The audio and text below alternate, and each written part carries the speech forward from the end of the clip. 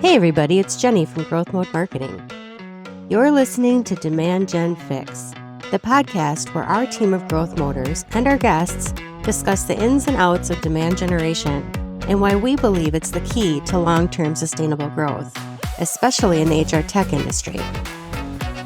Hi there, we're back for another episode, and this time Greg and I are talking about uncovering buying intent to win more new business. The vast majority of your total addressable market is not actually in market to buy right now. So you've got to get creative to drive leads because you've still got to meet your revenue targets.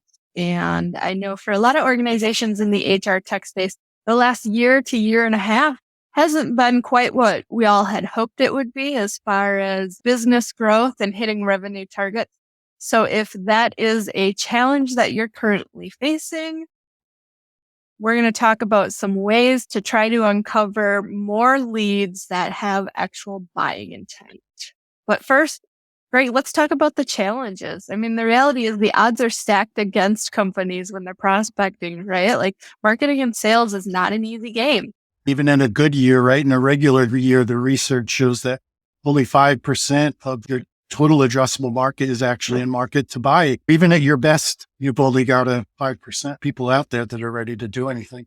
And then when it gets worse, the number gets even smaller, right? During tough economic times, companies obviously pull back on spending. So that 5% could drop down to 1% of your addressable market. So it's not a lot of fruit to be plucked from the trees necessarily. That is so true. And I think a lot of organizations, as they're doing marketing and they're focusing on, we need to uncover these leads that have buying intent. Sometimes they lose sight of the fact that, hey, most companies aren't in market right now. And if you're one of those organizations that has looked at it and said, let's put together the list of companies we want to target. I mean, we've all done that, but you have to approach it from the perspective of just because they're on your list does not mean they're ready to buy or that there's any kind of buying intent right now. So you have to design programs around that, right? We've talked about it many times on the show. So if you've listened to us before, these aren't new statistics, but 75% of B2B buyers would prefer to have zero interaction with a sales rep during the purchase process. And so it's no wonder that 70% of sales reps, according to Gartner research, cite access to stakeholders as their top sales challenge. If they don't want to talk to salespeople, that makes it really hard for salespeople to talk to them, right? Sounds ridiculous to say, but it's true. It is true. And yet a lot of times they're told you have to make so many calls a day, you have to do so many outreach. And it's not for lack of trying for a lot of sales reps. They're making those outreaches. It's just the buyer is much harder to engage than they've been in the past, for sure. Yeah. Research from Rollwork says 83% find it more difficult to engage with the entire buying committee. When 89% of marketers and sellers say that quality leads are harder than ever to come by. What everybody's feeling is not just, oh, it's something's wrong with me or something's wrong with us, or like that's just the nature of business now and the nature of buying and selling, unfortunately. It is. And I think a lot of organizations, like when I talk to leaders of the company and they say, okay, we're not hitting our growth targets. We're not hitting our revenue goals. And it's very frustrating. And it feels like everyone else in the market, you see their posts on LinkedIn, you see them at the shows. It seems like they're thriving and it's just us. Well, I can tell you, if you're feeling that way, you're not alone. There actually are a lot of companies in the HR tech space that have felt the impact of a tougher economic climate these last couple of years. There are fewer companies that are really crushing it the last year and a half compared to those that are surviving. They're getting along, they're doing all right, but they're not where they wanted to be. Let's talk about how we can help plant some seeds for the future. What can we do? What can we do in the short term, right? Like obviously everybody needs leads now. So let's talk about what we can do or what you could do, some ideas to make that happen. Yes, let's talk about it. Of course, we're not recommending you ignore the other 95% of your total addressable audience to throw all of your efforts to find leads now. It is important to balance long-term and short-term needs. And truthfully, like if you're ever going to get out of the cycle of the we need leads now, that panic cycle. It's a merry-go-round that's hard to get off unless you also are focusing on the long-term game from a marketing standpoint, because you've got to build that brand awareness, credibility, and trust with them, especially with the way B2B buyers are making purchase decisions now and engaging with sales reps much, much later in their purchase decision process. But we get that the struggle is real and immediate. And if you are chasing an aggressive growth goal or falling behind on revenue targets, you do need to do something, right? And so you've got to find ways to uncover the low-hanging fruit. And those are the prospects who are actually in market to make a purchase. I would say it's really about looking at campaigns that are focused on middle of the funnel and bottom of the funnel. And we'll walk through what things to think about from a funnel standpoint, what stage they're at, what kind of content they're more likely to be interested in those stages.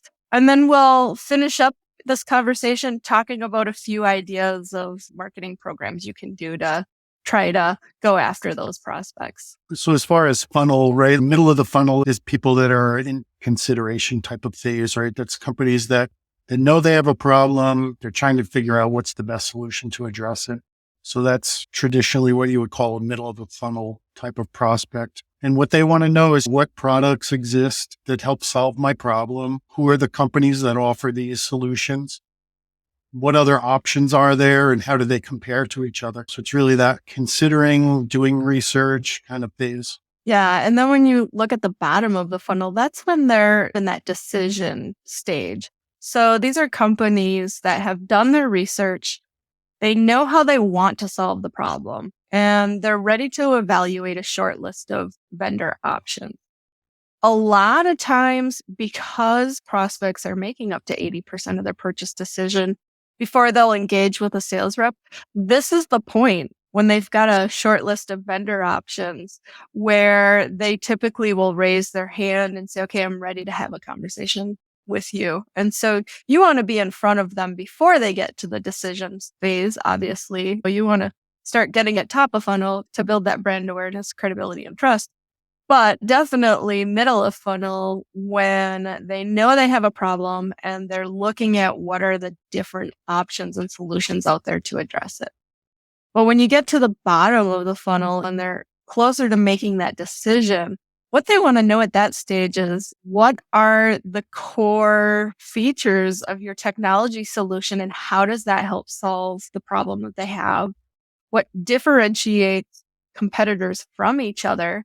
They want to know your pricing. They want to know each vendor's experience level. So this is where they're really digging into the nitty-gritty. They want to see a demo of your product. They want to understand how much, from a budget standpoint, it's going to take to be able to put that in play.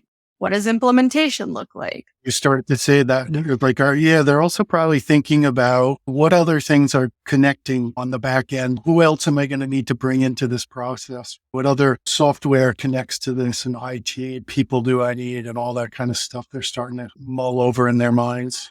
Exactly. And how easy is it to manage the software? Where does it fit in our whole HR tech stack? Yes, all of those things that you probably get asked by prospects when they're at that stage are the things that you want to think about from a content perspective.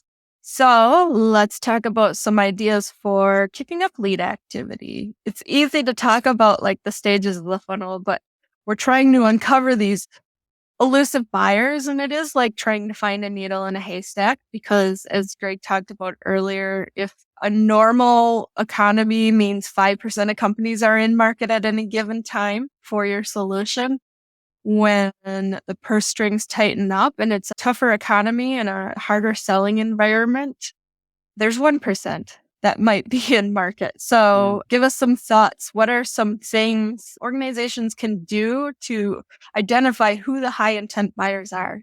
As far as like creating content for those high intent buyers, things that they would want would be video demos, use cases, case studies, competitor comparison guides, sales enablement tools, things that they would be thinking about that you can help them to make the next step, right? Because they're not necessarily going to reach out and ask for the content, right? They're not going to necessarily ask for a demo unless they're really close. So, it could even be like a live webinar or something where you have a bunch of people and you're doing a demo and talking about the product, some of the things that it solves, maybe touch on some features that are coming, like pique their interest, right? And maybe you're using some of the marketing channels you would typically use, but the point with the content is if you know that you're trying to target middle of funnel, bottom of funnel individuals because they have demonstrated some level of buying intent, or you're trying to see who engages with stuff to determine that so you can figure out a next step to continue to nurture that and bring them to closed won, is to think about the content from the perspective of the buyer. I think a lot of companies are really good at creating top of funnel content, thought leadership, things like that. That tends to be where we see a bigger library of content. But when you start to try to attract people, you're going to need content that if they're really researching your product or your technology and they want to know more, that it's really easy for them to find that information. And really it's about how do I answer all the questions that they could possibly have about choosing a solution like ours and then ultimately narrowing it down and choosing our solution because we are the best option for them. And we've demonstrated that for them. And all of that content you create then can be used in campaigns to get in front of prospects and see who engages with it. Because if someone doesn't engage with that type of content, for example, they're not looking at your demos, they're not reading your case studies, there's probably no buying intent there right now, right? Like they're more likely to be engaging with the top of the funnel content. That's the thought leadership and educational stuff. But if you're putting campaigns out there and you have people who are looking at those things, that's where we say, okay, that's demonstrating some level of buying intent. Is it a guarantee? No. There are certainly going to be people who, out of curiosity, they're like, oh, I want to watch this video demo because maybe someday I will be able to purchase something like this or need something like this. But it certainly gives you a better indicator than if they downloaded your white paper or read your research report or listened to your podcast, things like that. You can also start to look for ways to drive leads through email campaigns. If you have a bunch of prospects that are stalled in the pipeline, you could develop some campaigns around that to try and get them to move down the line, overcome objections they might have, look at some opportunities in the pipeline that have gone dark or that aren't responding and try to get them moving again. So that would be bottom of the funnel content, messaging to overcome those common objections that people have as they get towards the end of the sales cycle. A stalled pipeline campaign, really what the goal is with that is to keep the connection alive with stalled leads, to try to re-engage and move them forward in the funnel. To Greg's point, talking about overcoming common objections. If you know, okay, these are common objections and reasons typically why we will lose a prospect or a deal will close out or go dark, developing a whole bunch of content around overcoming those objections, answering those questions, addressing those concerns, and then building a campaign for that stalled pipeline. And how you identify those people that should be in the stalled pipeline campaign. I mean, go and look at Salesforce or whatever sales CRM you have and pull out like, here's the leads that have gone dark or have taken way longer than we think they should and just aren't as responsive or don't seem to be moving forward, and developing that email campaign with that type of content around them and seeing who engages with that. And then when they start to engage with that content, hopefully that picks the sales conversation back up. Another one you could try is going back to your website and seeing who's a known identity there and who's been to the website and engaged with a bunch of your content, and leverage marketing automation and your other tech to help identify these people who have visited the demo landing page, for example, or some other high intent content, but they didn't convert. Obviously trying to promote product insights for them to learn more about what you're offering. And the goal with a website visitor known identity campaign is to maximize prospect engagement with content to move them forward. You don't always know who comes to your website. You can't see that. But if you've got marketing automation in play and they've clicked on an email or two before and the cookies have dropped on their computer, you can see when they come back to the website or when they visit a page, right? And so you can see what type of pages they're visiting. And obviously there are some things hopefully on your site that would demonstrate some level of buying intent. Like Greg said, it could be a demo landing page. It could be case studies, use cases, different things. Like, look at that. And if you know that they're visiting those specific pages, have it trigger a campaign to them that's going to promote product information. If you have a product insights portal on your site, for example, try sending them there to get them to look at more content specifically around the product and the problems that you solve for them so that they can get more perspective on that and hopefully re-engage with you. You could also do identified intent campaign to help uncover in-market prospect, get leverage intent data technology like from 6sense or some others to identify companies that have some triggers that have indicated they might be in market for your products or your services. Yeah, so there are a lot of tools out there these days that can identify buying intent. If you have those triggers figured out and you can get that technology to flag that for you, that's another way to go about trying to find the companies that are already in market to buy and are looking at different things. What those buying intent triggers would be, well, we've talked about that a lot already. It's the type of content they're looking at. It's maybe different things that are happening in their organization that might flag it. For example, let's say they have a new chief technology officer coming into the organization or a new chief HR officer or people officer. Maybe that's a trigger for you that says, okay, we know from looking at our past client experience, when we engage with someone who's new in the organization, plus these other factors, that we have a chance to kick up some business because they're coming in and looking to change things up. And with that, I think there's different approaches you can take from an email campaign perspective. The last two that we just talked about certainly bleed into this. But you could also look at doing like what we call spear emails that are designed to look like one-to-one communications from a sales rep. You go and promote middle of the funnel and bottom of the funnel content in them. And the goal with using these technologies that will flag companies that may have potential intent, it's to uncover and market buyers, obviously. So the more you can fine tune that, more likely you are to be able to find those companies that actually may have some level of interest in purchasing right now. So you can develop marketing campaigns to reach out to them. You could also do something where you're trying to move the contacts further into the next stage of the funnel. You could call it funnel stage nurture campaign, but basically you're trying to stay at top of mind with the prospects and then try to move those top of funnel people down a little bit more, in the middle of the funnel people down a little bit more, right? And try to get them down towards decision, just to try to keep nurturing and to keep them moving through the pipeline.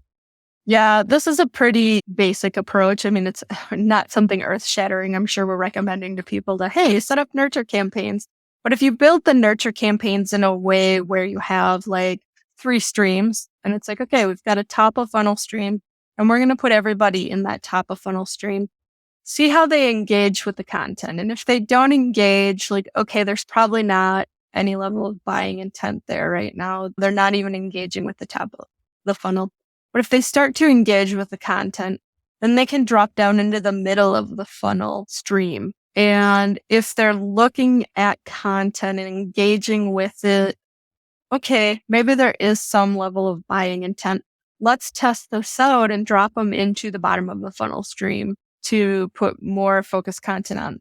And you can see what they are engaging with. And if you're finding that they're engaging with content that is more likely to be looked at if you're actually have a reason to consider the solution, then those are the individuals that you probably want to flag and have sales follow up with. And the goal is with an ongoing nurture, of course, is to be top of mind with prospects. But because of the way that you've designed this campaign, where you can see which type of content they're engaging with, that can tell you where they're at in that funnel.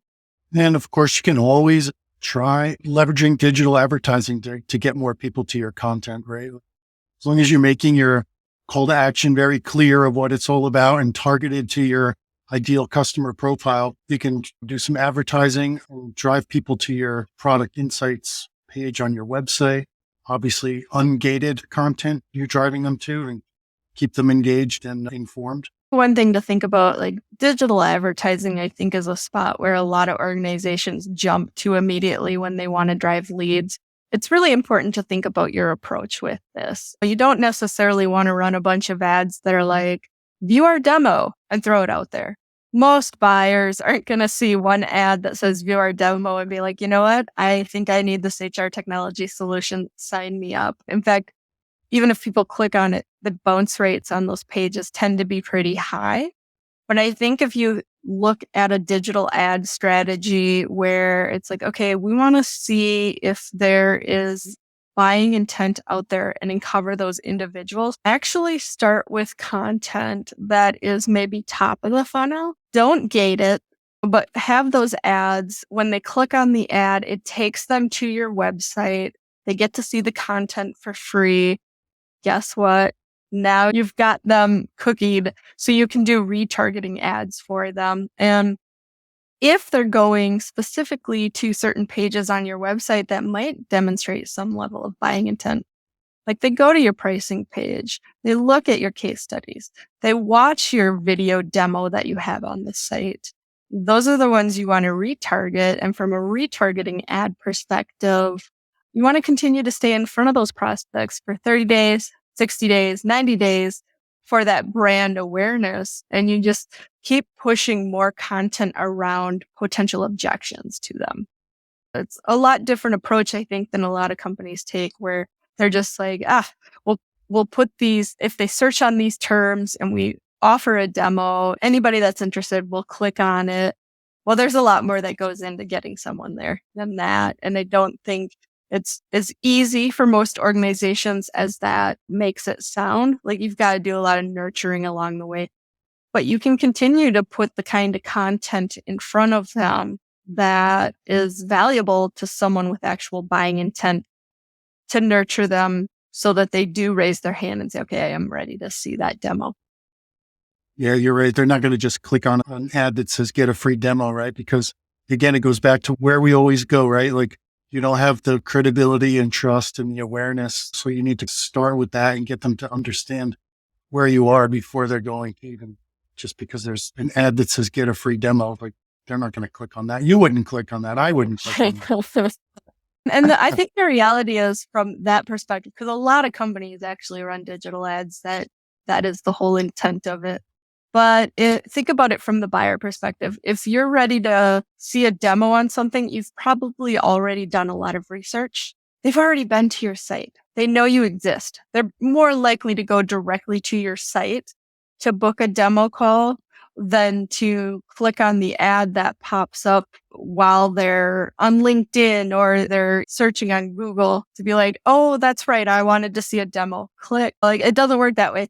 So yeah, you need to think wisely about how you want to use the digital advertising to make sure that the investment is worthwhile. Something that just came into my mind as we were talking about this was depending on your strategy, right? With your pricing strategy and your branding strategy, like at a certain point, do you offer some type of incentive, right? Like maybe not right out of the gate, but maybe you've got them like so close, but you've sent them a whole bunch of stuff and they're engaging and you try to get them, but like at a certain point, do you say, here's a special offer or you get the first 3 months free or something like that? Like I'm not saying lead with that, right? But at some point, does that become the thing to try to get them to make the final move, right? If we're just trying to get those leads over the finish line, like what is that last little thing? And when do you deploy that kind of a idea?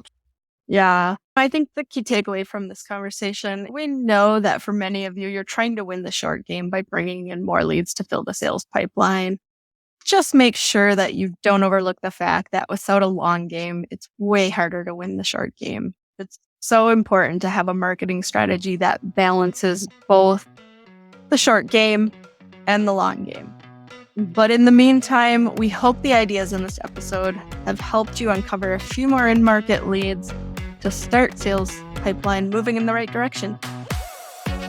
Thanks for joining us on the Demand Gen Fix, a podcast for HR tech workers, brought to you by GrowthMode Marketing. We sure hope you enjoyed it.